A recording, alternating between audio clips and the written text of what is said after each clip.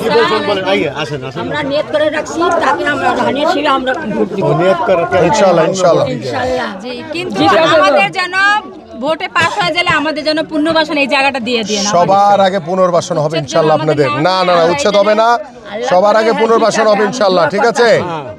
এবং আমি আবারও আসবো আপনাদের কাছে ইনশাআল্লাহ। নির্বাচনে ভোট দেন, নির্বাচন পরে এসে আপনাদের ফ্যামিলি কার্ড দিব, পুনর্বাসনের জন্য যা যা করণীয় আছে সব ব্যবস্থা নিব ইনশাআল্লাহ। জি, আসসালামু আলাইকুম। খালারা কেমন আছেন? আপনারা সবাই ভালো আছেন? আল্লাহ বাঁচায় রাখলে আমি আপনাদের এই এলাকারই সন্তান। আমি ছোটবেলা থেকে এলাকায় বড় হয়েছি, বাংলাদেশ ফুটবল টিমে খেলেছি দীর্ঘদিন, বাংলাদেশ দলকে নেতৃত্ব দিয়েছি। এখন আপনাদের সেবা করার সুযোগ চাই। আল্লাহ যদি কবুল করে আগামী 12 তারিখ আপনারা ভোট কেন্দ্রে যাবেন, গিয়ে ধানের শীষে ভোট দিবেন। ধানের শীষে ভোট দিলে সবার আগে আল্লাহ যদি আমাকে কবুল করে আপনাদের এখানে স্থায়ীভাবে একটা পুনর্বাসনের ব্যবস্থা করব ইনশাআল্লাহ, ঠিক আছে?